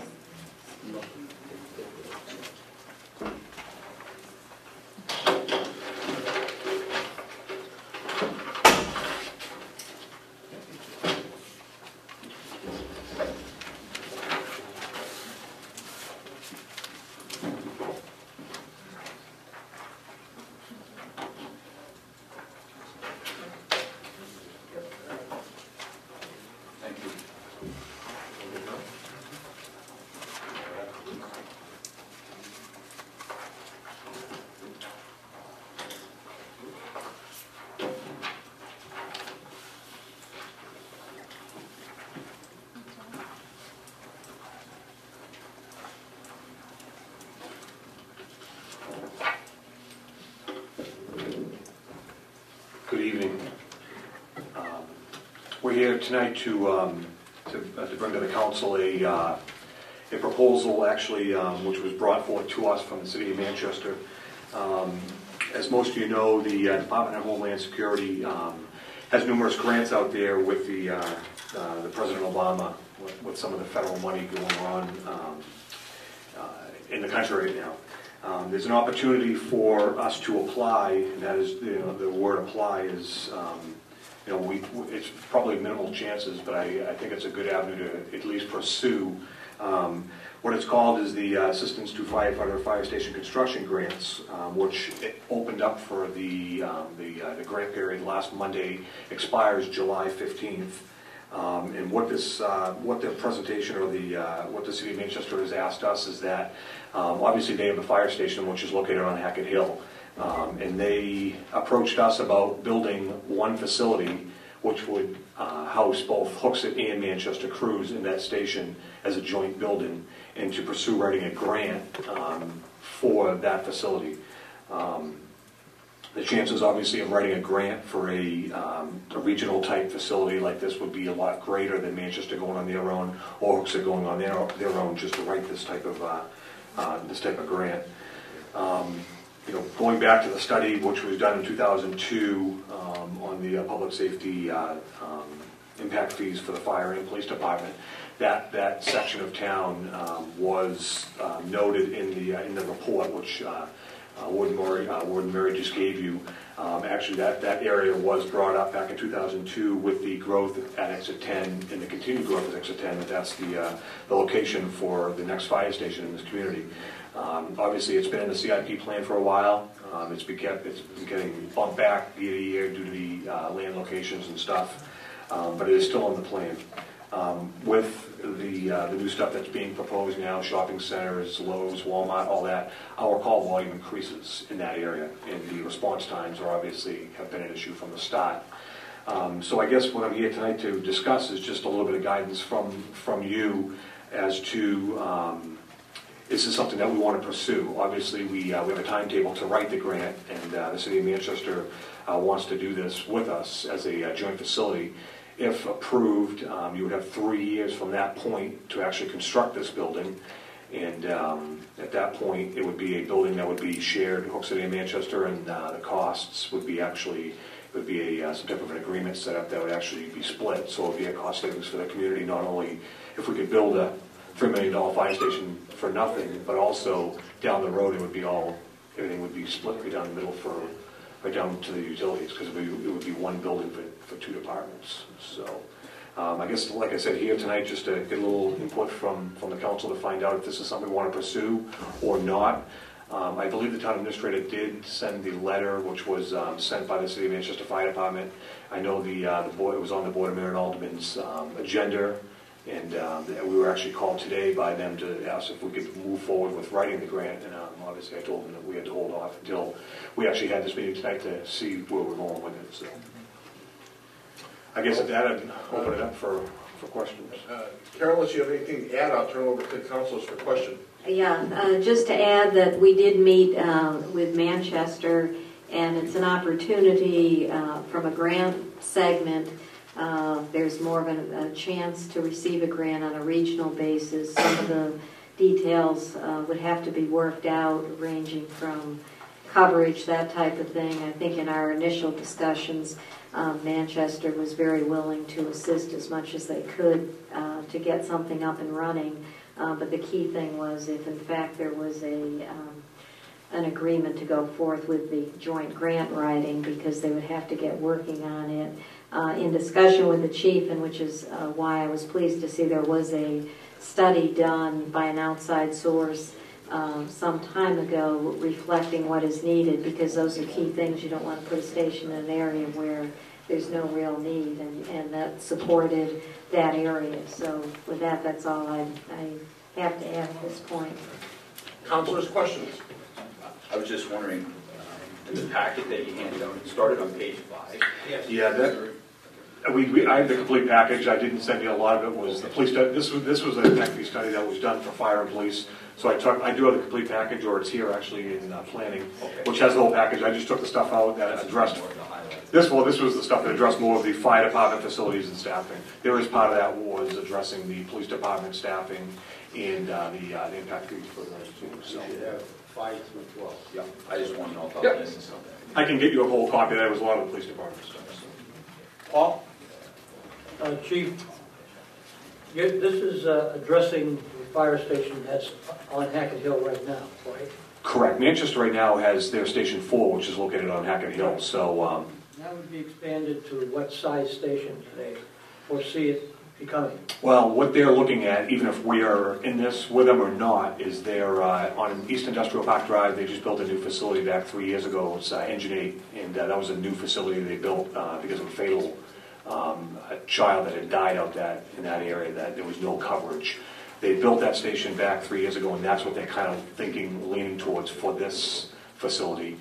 If it was a joint type facility, like I said, if you've been on East Industrial Park Drive, it has 2 wings, and the brief discussions we had is like the left wing could be the one town, the right side could be another community, and then the bays would be a shared type facility for the apparatus bays. So how many bays would there be? Probably 4 bays, 2 for each, 2 for Hooksett, 2 for Manchester, and then a sleeping quarter, living quarter type area. on I'm both trying sides. to envision the impact if the activity is going to be that high, coming from Manchester and from Hooksett. The amount of traffic that would be coming down Hackett Hill as a result of call after call. Yeah, there's, and this is very, it's obviously, there's a lot of what ifs, and there's a lot of questions about this, I guess, like with any of these grants. And And it seems like it's a pretty narrow window of time, saying July 15th? yeah, that's the, correct. There's a grant period that you have to write, and it opened up last Monday, and it expires July 15th. So if you don't write it in that time, you cannot be eligible for this. Okay, so once you've written in and you fall into an acceptance mode, you're not committed to a specific facility at that point in time, right? No. In fact, they have figures of what engineering cost them, and the city of Manchester, I guess, has engineers that do that stuff for them. Not speaking for them, but speaking to Chief Burkish about that. And they are going to go through and kind of look at what that building would cost to build today. And that facility, the way that is set, could be set up as the, one side being Hooksett, one side being Manchester, and then the shared bays. And that, I believe that facility is 3 bays, so they're trying to get the numbers together. But in the grant, it would be 100%. So the federal government, if approved, which is a long shot, it would be no money up front for either communities to build the building. So it would be, the building would cost Hooksett and Manchester nothing. Obviously, there's, for us down the road, once we decide to build this, you would have 3 years to build it. It would come up to an issue of we would need a piece of equipment for there, which would mean I would imagine impact fees would be a new piece of equipment we could put in there, purchase through impact fees, but we would need to bring staffing into it, which would be 2 to 3 years down the road. What is the ideal scenario? In other words, if you could have your druthers, would you rather have a station that was more centrally located on the west side of Hooksett? In other words, probably more towards the transfer station or the highway department, so it would be more centered and in a less congested area as far as I just tend to envision fire trucks coming down Hackett Hill with Lowe's and Walmart, and there's 2 other facilities that are looking to build on there, and the number of lights that you currently have. It would seem it would be a little testy getting out of there in a very smooth manner, if you will, and in a safe manner, with the traffic flow being as high as it's going to be. Sure. Right now, Manchester does respond down, but like you're saying, it would be doubled if our apparatus was in there also. The Hackett Hill area is just one area. Obviously, we're still dealing with land opportunities here in Hooksett. They're not set against moving the station on a piece of land in Hooksett, and I guess we're not set on the Hackett Hill land. So that has nothing in that has been agreed. I think that what they're looking at doing is writing the grant, and then after we'll all sit down collectively, both Hooksett and Manchester, and say what's the best piece of land, and let's go from there. Because we're not isolated to this particular facility. Absolutely not. And we've, in fact, when myself, Carol, met with Chief Burkish over in Manchester with them folks, they don't have any objections if it was a piece of land that we had on Goonin Road there. I'm just using, for areas in that location. So they're not dead set against coming off Hackett Hill. They have an area to protect up there, no different than we have an area to protect at Exit 10. So, Mike? Chief, I understand about the process you have to go through. Every step is a process. Correct. And then every step will be notified of the advancement you're making. Correct. Just a thought I had. If you're in Manchester and you come out code 3 and you're not under a mutual aid request, how would that affect motor vehicle as far as coming down with code 3? It happens right now. If they call us, a mutual aid request. And it would be no different. It would be still a mutual aid request, even though we're still in one facility. If they needed our response, we would respond out with them. No different than if we needed their response, they could respond to us. Just one point to bring to this is that back just less than a year ago, we had a fire at the new Kohl's, across from Kohl's. No, the Target store. It was at right when you walk in, there was a fire in one of the ovens there. Filled the place up with smoke. Manchester actually arrived there prior and waited to that fire, and which burnt up the kitchen pretty well. So just that one instance, they were automatic because of the way our response cards operate, so they were there prior to us getting there. So no different than that, they were responding in, so. Who's next? Jim? Oh, no, sorry, David? Yeah, I understand the better odds of getting a grant having two communities involved, but I have severe reservations about condominium fire stations. You know what I mean? That's my concern. Where we do have a project that, granted, may not be quite shovel-ready, we do have a fire station we do want to build right near where that last fire was. And I think that maybe, if you're dividing your efforts now, you're not going to be able to focus on what I think is best for Hooksett, is for us to have our own fire station on that side of the river and on that piece of land that was purported to you guys to be suitable for our fire station there. So that's the problem I have with this tact. And I think that you're going to run into complications too. Manning the facility and two people owning the same building, or two towns effectively. I prefer to see you move and try to get a grant for our Exit 10 fire station. That was a possibility instead. It does definitely lead in those roads, Councilor Ross, because I mean, when we had met, obviously they would have to, if this was approved, and like I said, I'm sure it's a long shot, because I believe there was $210 million for the whole country. So, and when you divide it up between 52 states, I mean, I think the regionalized type thing, obviously they would look at more than if just Hooksett went for one compared to just Manchester. You know what I'm saying? So the regionalized thing they do like, but definitely there would have to be agreements in place for utilities and maintenance and all that stuff, which would become, never being in that type of situation, I can't answer how that would go. I'm sure it would lead to definitely agreements and stuff that would have to be put in place, and it would be a shared facility, yeah. So I'm sure there would be, I'm sure it could be worked out, but I can't answer that, so yeah. Complicate what you do already, that's what I think too, is that now you'd be, not just Hooksett's fire chief, you also got to be the liaison to the Manchester City. Paul? Yeah, I'd like to make a motion to authorize Chief Williams to pursue the grant in connection with Manchester. I'll second that. We have a motion and a second. Discussion. I think it's putting his efforts in the wrong direction. All those in favor of the motion, please signify by saying aye. Aye. Aye. Opposed? Nay. The ayes have it. Good luck, Chief. Thank you. And obviously, after July 15th, they're anticipating to award grants in the fall. So we wouldn't know till probably October, November, December anyway. And then if Manchester and Hooksett were approved for this, you would have 3 years from that date to actually construct a building. So this is a ways out, but it would, if we're looking at building a $3 million station, it would cost us nothing. So right now we have no liability with this. Just go and see what happens. Thank you. Thank you. With that said, councilors, we'll take a 15-minute break. We'll be back at 8:20, and everybody please help yourself to a piece of cake. Thank you.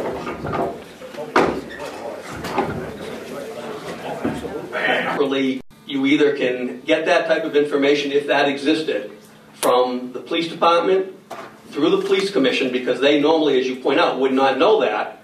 So you would have that, or you risk the chance that down the road you've made an appointment, and now you're very embarrassed when Commissioner so-and-so gets arrested, and you learn that we knew that that might be coming, but we didn't tell you and had no way to tell you. Why don't you simply, when you do the background check for criminal records and everything else, why don't you then stage a non-public session with us and eliminate the police commission, and then you inform us? You could do that too. This is your policy. Again,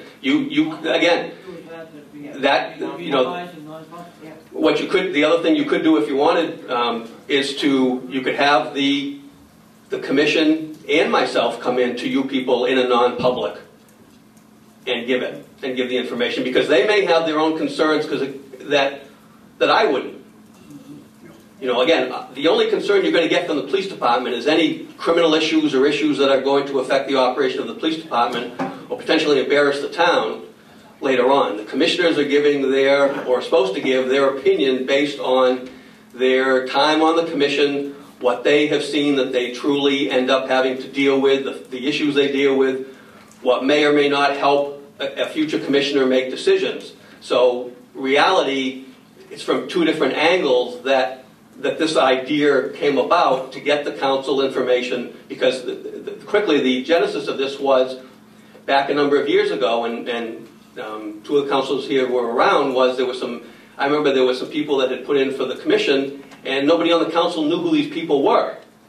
And the question was, they may be very good people, but do you want to be appointing somebody in the blind? You can, but you might be embarrassed later on, and the town might be embarrassed later on. So that was the idea. Certainly could be massaged to make it work better, absolutely. But it is up to you, because you are that appointing authority. I personally would not want to see letters to the effect that a candidate is being looked at differently because he is a retired police officer, and getting a letter in the mail saying that that's a conflict of interest. And that is only an opinion by a group of people that's a conflict of interest. It's not a criminal aspect. That's not anything to do with dealing stolen items or anything. It's just a person's perspective that he could be a conflict of interest. And to me personally, that insults me to know that I spent 25 years plus at a police department and say I have no asset value whatsoever to a police commission. I understand what you're saying, but it was not meant that way. What it was meant to be is for those people, the commissioners, to give their opinion. And whether you agree with their opinion or not, we both know the former chief and his opinion, and I would agree. If I retired tomorrow, you shouldn't ever consider, you or whoever should never consider me for the police commission, because that is not truly what they do, and the potential could be there for good, but it also could be there for issues that may pop up down the road. So it's not meant as a personal issue, it's just meant as them offering their opinion, if you so wish the opinion. Councilor Jordan had his hand up. Yeah, the reason that I asked the question about which law is it that we're going to reference is that if you read chapter RSA 105, 105C:5 states prohibition, police in office. After the election and qualification of the police commissioners under this chapter, no chief of police, police officers, constables, or superior officers shall be appointed in any town adopting this charter, except as provided in this charter. That's for actual people. But that's all. Well, I can clarify. Let me check that. Okay. Well, that's the reason why I'm asking the Right. question. I can answer your question. RSA 105C is not the law that governs the Hooksett Police Commission. Well, except that legal opinions have been sent to the town stating that although 105 does not really apply, it should be used as guidance in conjunction with the chapter that was adopted by the town in 1975. That's correct, but I believe in my discussions with Attorney Mayer, you're still back at the details of what is in Chapter 412, which is what was passed. Yes, he's told me the same thing. 105 can be looked at too for guidance, but I don't believe you can, and you can check with him, I don't believe you can take sections of 105 and add those to the law that was passed. If you take sections of 105, there's a part there that says that the governor appoints the police commissioners, not the council. Or they're elected by the town. No, with the consent of the council, or elected by the town. That's what I just Right. said. So, Okay. and we decided to go with the state, so if you look at that type of law, the governor appoints the commissioners without approval. I'm not a lawyer, but my opinion is, from what I heard from Bart, is you can't mix and match the laws. That's right. He has stated to you as to me that you can look to 105 for guidance, maybe for different language that says the same thing to get an idea how it works, but ultimately how it will work procedurally is the way the current law is structured. Chapter 412. Paul? I'd like to make a motion, okay, regarding our 5, if you will, and have it read such that the town council checks with current police chief and police commissioners for any information or issues, problems, or conflicts of interest on any candidate, and all responses are to be done in non-public to the council. I second that motion. You second? Yes, sir. Yeah, okay, Paul made the motion, Michael seconds. Any discussions on number 5, on the appointment? Yeah, I'm not sure I got the change. You're changing town council's checks with current police commissioner for any information. Slash police chief. Slash police chief. So you're just adding slash police chief, that's the only change. No, in non-public session. No, for any information or issues, problems, or conflicts of interest on any candidates, and all responses are to be done in non-public to the council.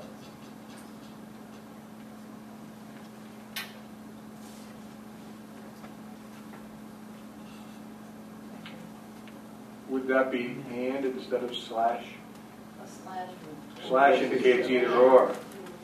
So it should be and, yes? And. Please engage. And. Request public session? Go ahead, Nancy. So I'll speak on the motion, but I'd like to reserve the right to speak on the whole procedure after the motion is voted on. Can I ask who seconded that? I'm sorry. I did. Thank you. So the problem I see with number 5, well, there's a lot of them. But first of all, it says that the council checks with the current police commission for any information on issues, problems, or conflicts of interest. It doesn't say anything about asking for an opinion. And it is an opinion that we received. It was not an issue. Might have been considered a conflict of interest, but it certainly was written as an opinion. It's even been stated tonight a couple of times that it was the opinion of the past commissioner or chief or whoever made that decision. I have no problem adding opinion. I have a problem asking for the opinion because I see this as picking the people you want in your club. And I don't see why they should have any of input, yes, no, or indifferent, above and beyond, here's their criminal record, and here's what they've done in the past. There was the statement about an investigation, but as we all know, an investigation is not a conviction, and we should not be making decisions on investigations. I believe everybody is innocent until they are proven guilty, and we should not be taking non-facts into account.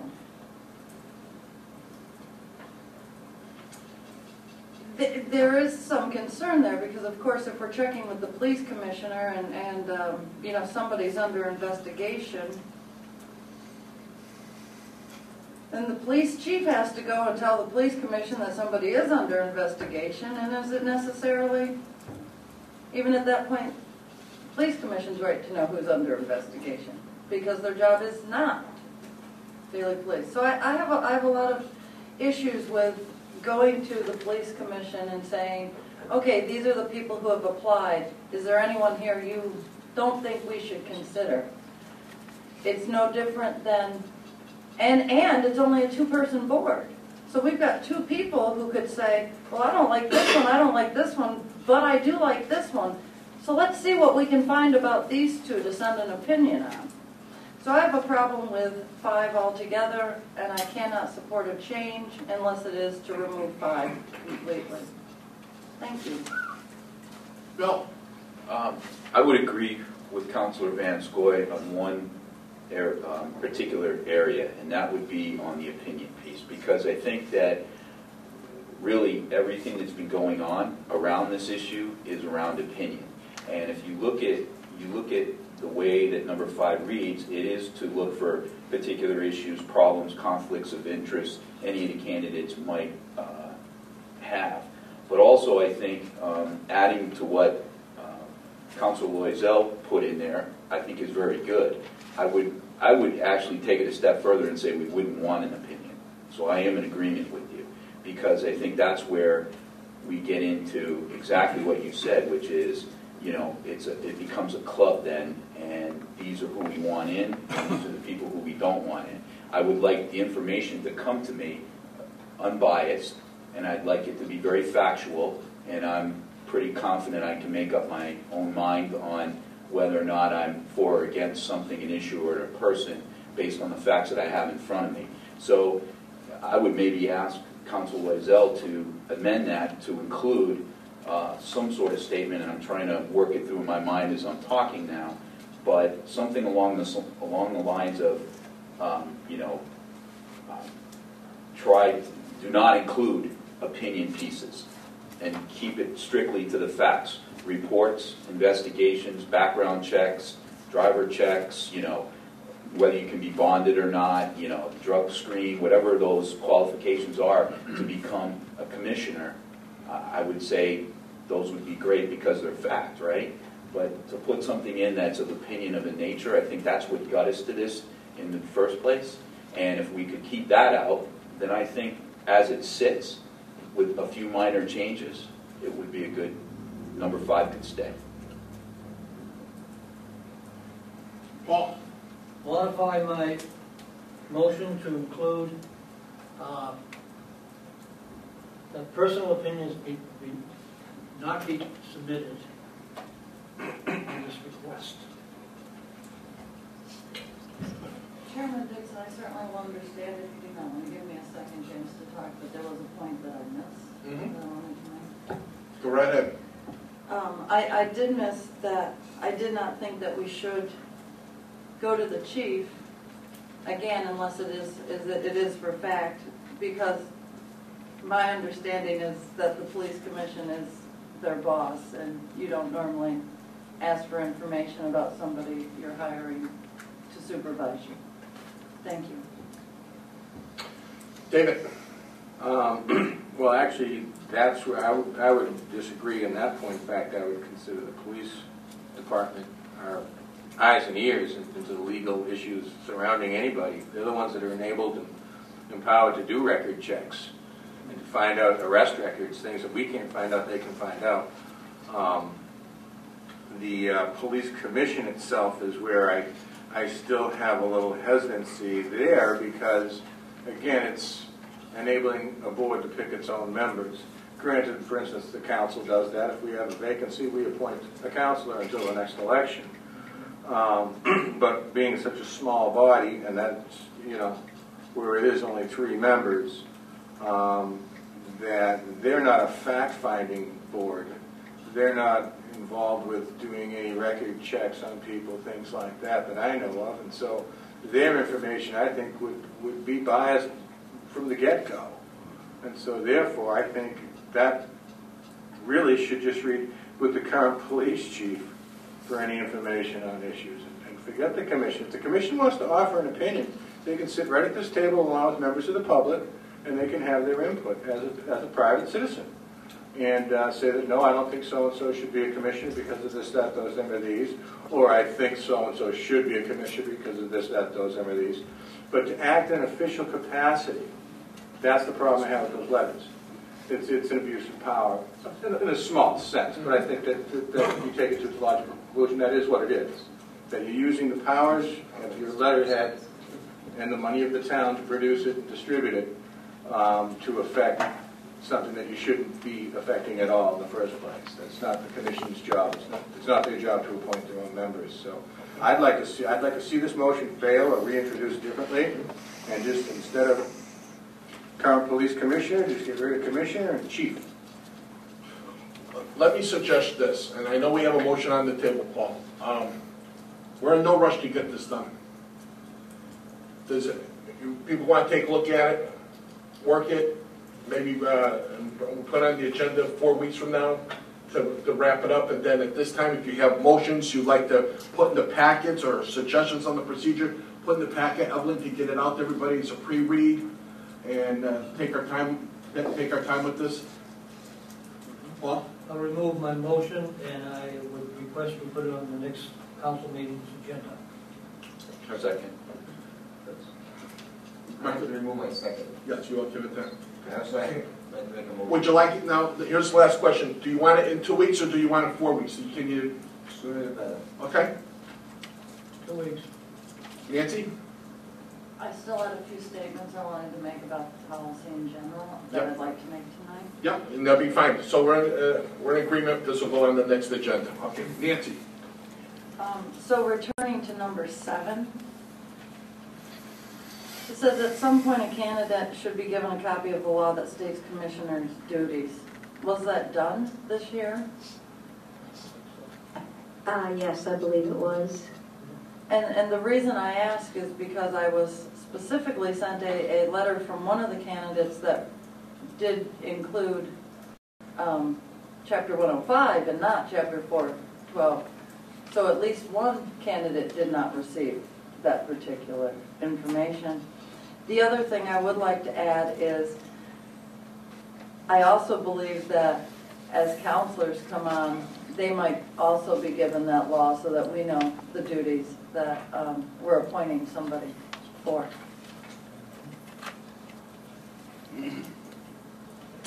I believe that's it until 2 weeks from now. Michael? Mr. Chairman, I'd like to make a motion, open up a discussion, we expand the police commission board from 3 to 5. Second. So this is exploratory to look into it and get the wheels going. Yes, sir. Thank you, Mr. Chairman. This is a request that has come pertaining to a prior employee who was a volunteer firefighter many years ago, Douglas Brisson, who received injuries as a result of participating in a fire. A chimney collapse. This was back in 1955, which resulted in his inability to work. At that time, this was before certain laws were in place, and based on legislation, there was a small stipend amount that was provided to the individual. And subsequent to that, in the late 80s or early 90s, the then council approved increasing that annual payment to $4,000 per year so long as he was living. Mr. Brisson passed away this past year, November of 2008, and a request was made by his widow who could not, she had to take care of him all those years and could not work herself, thereby not receiving any other income herself. So the request was made if that payment, annual payment of $4,000 per year could continue until she passes away, and that's what's being brought before you. And it's done in this fashion. When it was done many years ago, it was also a town council approval that granted that $4,000 per year.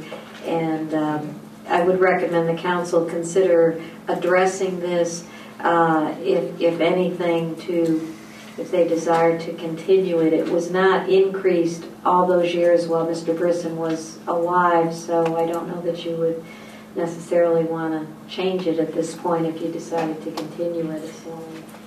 Bill and Paul. I'd like to make a motion at this time to actually increase the annual stipend to $12,000. It'll be $1,000 a month for the family. Looking over the document that I have here and looking at the time space that's gone on, I think $1,000 a month would be a generous support from us. So if I could get a second for discussion. Point of interest, Jeff. Don't you have to approve the continuation of the money first, and then take a motion to increase the money second? Well, we didn't get a motion yet to move forward on the 4,000. Okay. So we do that first, right?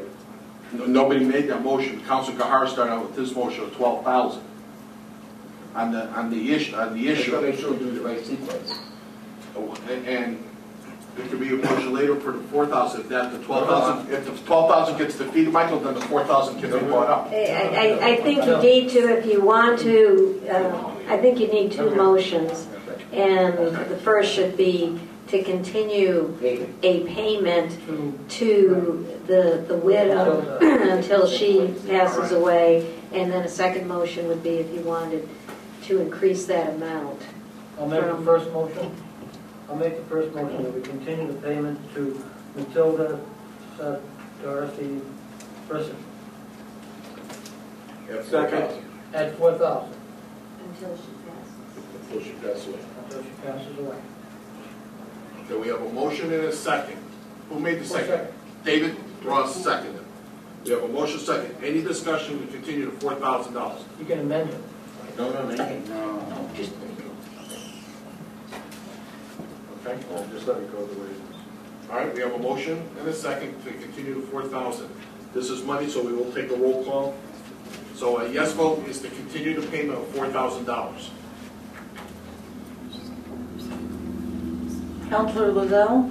Yes. Counselor Longfellow? Yes. Counselor Piscatola? Yes. Counselor Ross? Yes. Counselor Van Scoy, aye. Counselor Gahara? Aye. Counselor Gorton? Aye. Chairman Dixon? Aye. Now, just to repeat the motion, I'd like to have the board consider increasing the payment to $1,000 a month at $12,000 a year for the family, for the remainder of her time here until her death. I'll second that motion. Okay, Bill made the motion, Paul seconded. Any discussion? George? Yeah. One thing you gotta remember, our next year's budget is for $4,000. If you jump it to 12, we're gonna have to scrape up 8,000 out of some other line during the year. I'm just bringing that to your attention, because it isn't budgeted. Any other discussion? Bill? Just a quick question to Carol. Do you think we could find the additional $8,000? It's hard to say based on some of the actions that were taken legislatively. I think we're going to be getting substantially less funds this year, so we'd have to take a look at the whole budget. And I don't know I think David Booton was there today, and it's going to have a major We're going to get impact. whacked. Councilor Ross and Van Scoy.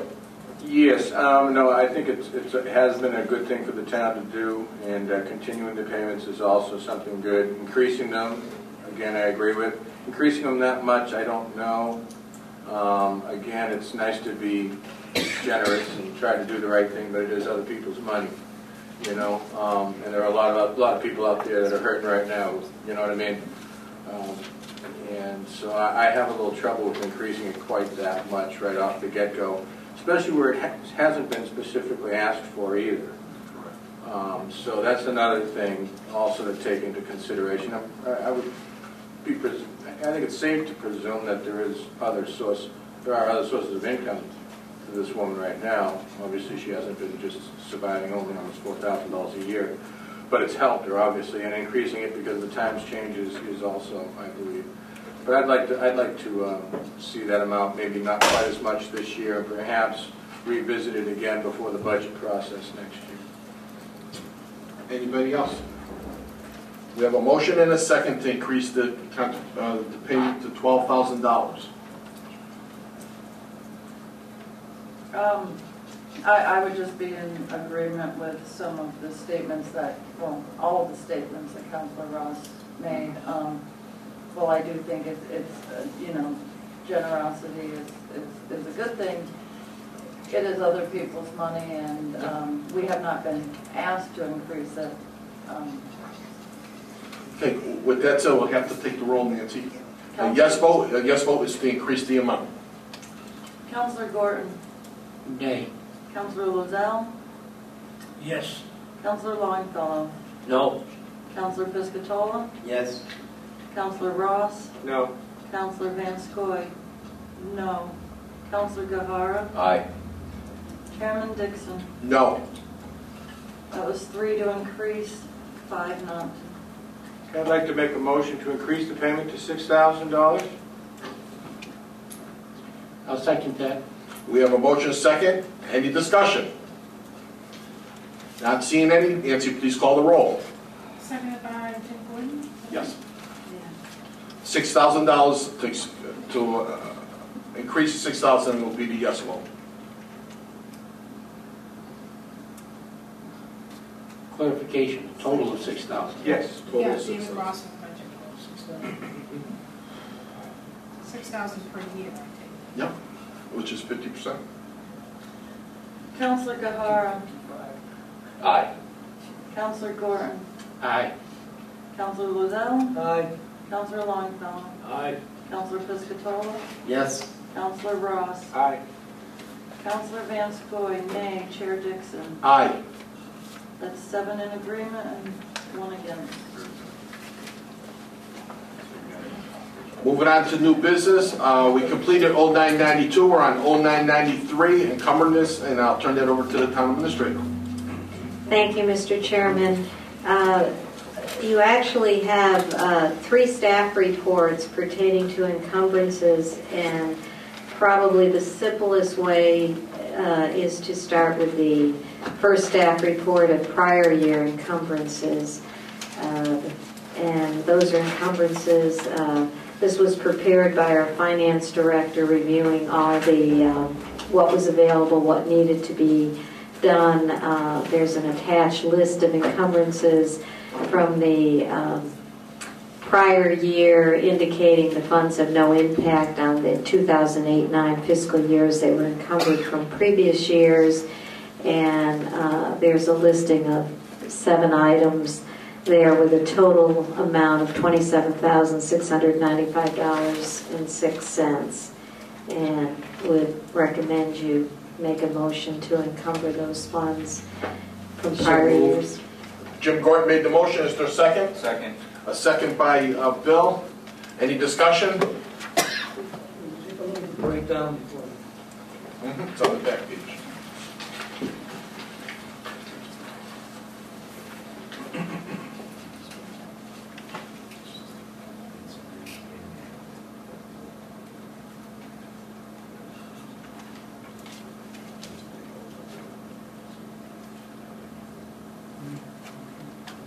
Okay. We have a motion and a second.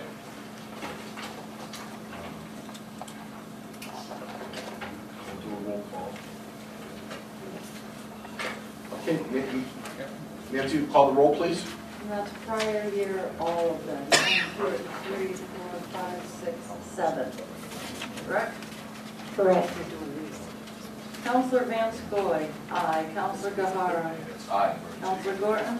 Aye. Counselor Loizell. Aye. Counselor Longfellow. Aye. Counselor Piscatolo. Aye. Counselor Ross. Aye. Chairman Dixon. Aye. All 8 in agreement. Okay, the next report is on current year encumbrances, and attached to that you have a list of proposed encumbrances. Items 4 and 8 through 11 are contract issues during the fiscal year and are in various stages of completion. You have a description of those, and the total amount of those is $111,429.09, and those are ones that are in various stages of contracts for completion.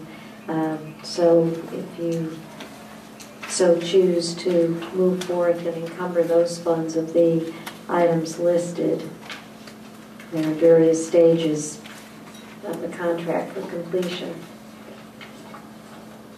Looking for a motion on that? Yes. Yep, motion. Why don't you make the motion first, Dave, then we'll get to discussing. I'll make that motion. Okay, Nancy made the motion, is there a second? George seconded it?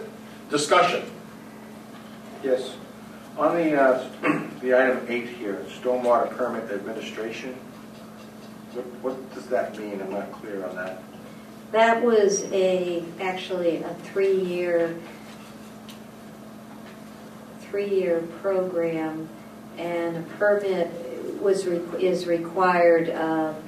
The administration of that, there's forms with the state and information that is sent. We've done year 1 of it. There's year 2 and year 3 to have us in compliance, and Stantec actually goes forth with all the permitting, what's required to keep us in compliance. and that's to finish the 3 years, so that's for year 2 and 3, and we've completed year 1.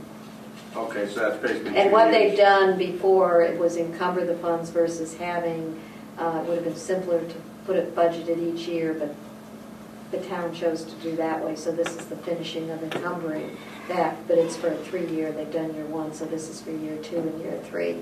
Okay. Okay. We have a motion and a second. Any other discussion? Nancy, please call the roll. Counselor Van Scoy, aye. Counselor Gahara? Aye. Counselor Gorton? Aye. Counselor Lorzell? Aye. Counselor Longfellow? Aye. Counselor Piscatolo? Aye. Counselor Ross? Aye. Chairman Dixon? Aye. All 8 in agreement. Thank you. Carol? So, Go ahead, Paul. to ask you something with regards to encumbrances on the engineering and architectural services.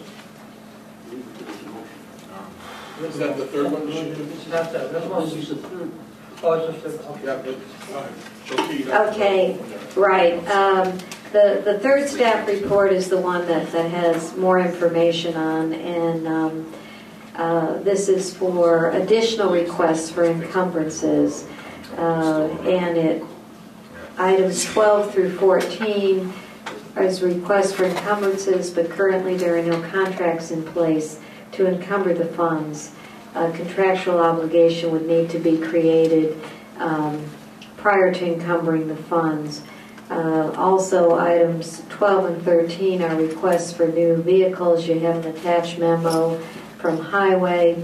Item 14 is engineering and architectural services. This is in conjunction with moving forth with the safety center for the architectural services to continue that. And to move forth, you need basically 3 motions would be required to encumber the funds. In those, based on contracts, would be a motion to waive the 3-bid rule. Some were state contracts, some were continuation, and then a motion to authorize town administrator to purchase or enter into the contract. And the third would be a motion to encumber X amount of funds from 2008-09 under the RSA. And in that, you have